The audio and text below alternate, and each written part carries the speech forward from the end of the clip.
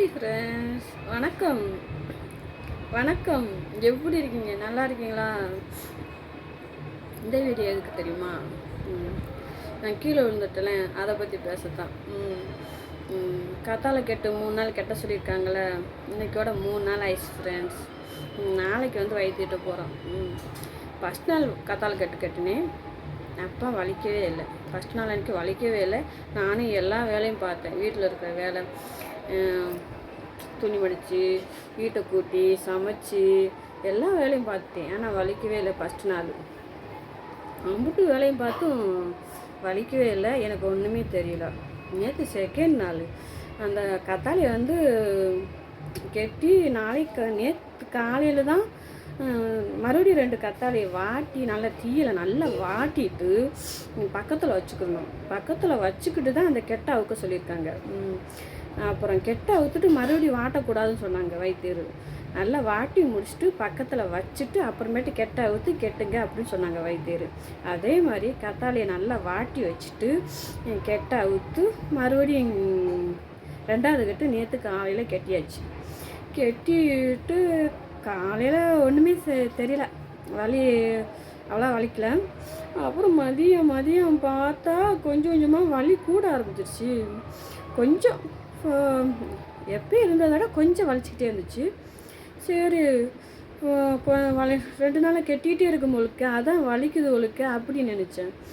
அப்புறம் சாயந்தரம் ஆனால் கொஞ்சம் வலிக்க ஆரம்பிச்சிருச்சுப்பா. அப்புறம் சரி சமைச்சிட்டேன். சமையல்லாம் வேலையை முடிச்சிட்டேன்.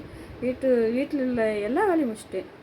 சமைச்சி வச்சுட்டு தக்காளி சட்னி அரைச்சி முடிச்சுட்டு பாத்திரத்தில் விளக்கி எல்லா வேலையும் முடிச்சிட்டேன். அப்படி கொஞ்சமாக வலி கூட ஆரம்பிச்சிச்சுப்பா. நைட்டு பார்த்தீங்கன்னா தூங்கவே முடியல. அப்படி ஒரு வலி, என்னால் தூங்கவே முடியல. கால் தூக்கி வச்சுட்டு நடக்க முடியல, இங்கே போட முடியல, ஒன்றுமே பண்ண முடியலப்பா. நைட்டு அப்படி ஒரு வலி ஒன்றுமே பண்ண முடியல என்னால். வலிக்குது. நைட்டு என் மாமாவையும் தூங்க விடலை. வலிக்குன்னு ஒரே அழுக வந்துருச்சு எனக்கு. அந்த கத்தாழை வச்ச கூலிங்க வச்சுருக்கோம்ல, அந்த இடம் வந்து டைட்டாக இருந்தது. அவங்க சொன்ன மாதிரி இலக்கம் கொடுத்துருக்குன்னு நினைக்கிறேன். இலக்கம் கொடுத்தோன்னா அந்த முட்டி நகன்ருக்குமா என்னமோ தெரில. அப்படி ஒரு நைட்டு தூக்கமே வரல. அப்படி ஒரு வலி.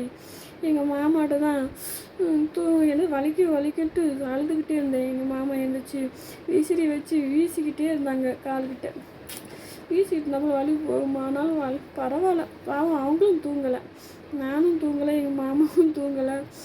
வீசிக்கிட்டே ரொம்ப நேரமாக உட்காந்துக்கிட்டு பேசிக்கிட்டு எனக்கு அழுகையாக வருது. வலி தாங்க முடியல. ஏன்னா தாங்க முடியாது. ஒரு ஊசி கூட போட மாட்டேன். ஆஸ்பத்திரி போனீங்கன்னா போக மாட்டேன். மினிமம் ஆஸ்பத்திரி காய்ச்சல் மண்டலும் போக மாட்டேன். வீட்டில் இருக்கிற வைத்திய என்ன செஞ்சால் சரியாகணும் அதை மாதிரி செஞ்சு சரியாக்கிடுவேன் ஊசிக்கு பயந்துட்டு. ஏன்னா ஹாஸ்பிட்டல் போனால் 2 நாளில் குணமாயிரும். ஆனால் நான் வீட்டில் இருந்தால் 1 வாரம் வச்சுக்கிறேன் போகாமல். அது என்னமோ தெரில, எனக்கு போக மாட்டேன். அப்படி ஊசி கூட போட பயப்படுவோம்ப்பா. நேற்று பார்த்தீங்கன்னா அப்படி ஒரு வலி, என்னால் தாங்கவே முடியல. இப்படி வலிக்குமான்ட்டு நேற்று தான் தெரிஞ்சுக்கிட்டேன். அப்படி ஒரு வலி. சரிட்டு காலையில் எழுந்திரிச்சி என்னால் சமைக்க முடியலப்பா.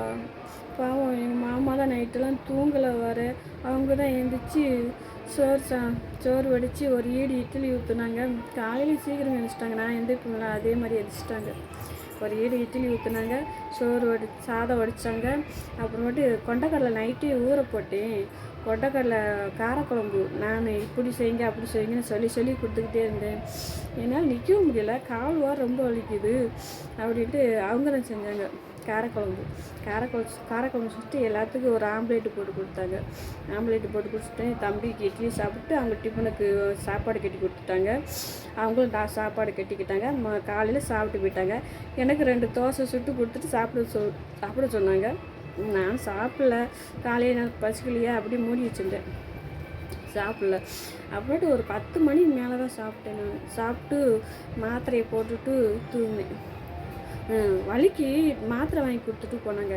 இந்த மாத்திரையை போட்டு வலிக்காது, நைட்டெலாம் நான் கஷ்டப்பட்டல, காலையில் வலிச்சுட்டு தான் இருந்துச்சு, அதனால் மாத்திரை வாங்கி கொடுத்துட்டு வேலைக்கு போயிட்டாங்க. நானும் அந்த 2 தோசையை சாப்பிட்டு மாத்திரையை போட்டுட்டு நல்லா தூங்கினேன். 2:30 வரைக்கும் மேலே நல்லா தூங்கினேன். நல்லா தூங்கி இருந்துச்சு. அப்புறமேட்டு வயிறு போயிடுச்சு. எழுந்திரிச்சி கொஞ்ச நேரம் ஃப்ரெண்ட்ஸுக்கெல்லாம் பேசிட்டு அப்புறமேட்டு சாப்பிட போனேன். சாப்பிட்டுட்டு இப்போ கொஞ்சம் சின்ன சின்ன வேலை என்னால் முடிஞ்சதை கொஞ்சம் வேலை பார்த்து வச்சேன். எல்லா வேலையும் முடிச்சிட்டேன். என் மாமா வந்து காப்பி போட்டு வச்சுருந்தேன். துணி மெதுவாக பாவம் காலையில் வேலை பார்த்துட்டு போயிருக்காங்க, இப்போயும் எதுக்கு வேலை பார்க்கணும் அப்படின்னு சொல்லிட்டு துணி அலசி வீடு வாசலாம் மெதுவாக கொஞ்சம் மாத்திரை போடலாம், கொஞ்சம் வலி இல்லாமல் இருந்துச்சு. மெதுவாக கொஞ்சம் வேலை பார்த்து வச்சேன். வேலை போய்ட்டு பாவம் அழுப்பு வருவாங்கள்ல, அதனால் காப்பிலாம் போட்டு ரெடியாக வச்சுருந்தேன். வந்து ஒரு இட்லி ஊற்றி வச்சுருந்தேன். அப்புறம் நீ ஒன்றும் செய்ய வேண்டாம் அப்படின்ட்டு 2வது இட்லி ஊற்றுறாங்க இன்றைக்கி எங்கள் அம்மா. இட்லி ஊற்றிட்டு தேங்காய் சட்னி அரைக்கிறாங்க. ஏன்னா ஒரு ஆளுக்கு முடியலன்னா எவ்வளோ கஷ்டமாக இருக்குது. நாளைக்கு காலையில் போய் வயிற்றுட்ட போய் காலை கெட்ட போகிறோம்ப்பா, இந்த வழியை என்னால் தாங்க முடியல, இதில் வர வயிற்றுட்டு போய் கெட்டணும், அது என்ன எப்படி தாங்க போகிறோன்னே எனக்கு தெரியல. சாமிக்கிட்ட நைட்டு வேண்டிக்கிறேன், எனக்கு தாங்குற சக்தியை கொடுங்க அப்படின்னு சொல்லி. நாளைக்கு காலையில் போகிறதுக்கு பைக்கில் தான் போகணும். என் பையனை லீவ் போட சொல்லணும். இன்னைக்கு தான் வந்த உடனே சொல்லணும். வந்தோடனே சொன்னோடனே லீவ் போடு சாமி, நாளைக்கு வயிற்றுக்கிட்ட போகணும் அப்படின்னு சொல்லணும். என்ன சொல்ல போகிறான்னு தெரியல. என் பையன் லீவ் போட சொல்லி லீவ் போட மாட்டேக்கான்ப்பா. அவனுக்கு உடம்பு சரியில்லைன்னு கூட ஸ்கூலுக்கு போயிடுவான். இன்னைக்கு லீவ் போட சொல்ல போகிறேன். போடுறானோ தெரியல. போடாட்ட ஆட்டோ பிடிச்சிட்டு போக வேண்டியதான், என்ன பண்ணுறது. சின்ன பையனாச்சும் சொன்னாடி கேட்டாங்க. இப்போ நம்ம சொல்கிறத ஒன்று கேட்க மாட்டேங்கிறாங்கப்பா. அவங்க சொல்கிறத நம்ம கேட்க வேண்டியதாக இருக்குது. அப்படி ஆயிடுச்சு. நாளைக்கு என்ன செய்கிறோம், நாளைக்கு கண்டிப்பாக காலையில் சீக்கிரமாக போகணும். சீக்கிரமாக போய் காலை கட்டிட்டு வரேன். ஆனால் காலை கட்டும்போது உங்களுக்கு வீடியோ எடுக்கிறேன், எப்படி கட்டுறாங்க நீங்களும் பாருங்கள், சரியா. ஆனால் ஒன்று, கீழே விழுந்த உடனே உங்களுக்கு காலை சரின்னா எல்லாத்தையும் எல்லாம் வயிற்று இருக்கோ அதை பார்த்துருங்கப்பா. என்ன மாதிரி லேட்டாக வச்சு அதுக்கு இலக்கம் கொடுத்து அப்புறமேட்டு கெட்டி அந்த வலியை தாங்க முடியாமல் முடியல சாமி, முடியல. அதுக்கு தான் இந்த வீடியோ. இந்த வீடியோ உங்களுக்கு பிடிச்சிருக்கா? பிடிச்சா ஒரு லைக் கொடுங்க, சரியா. பாய்.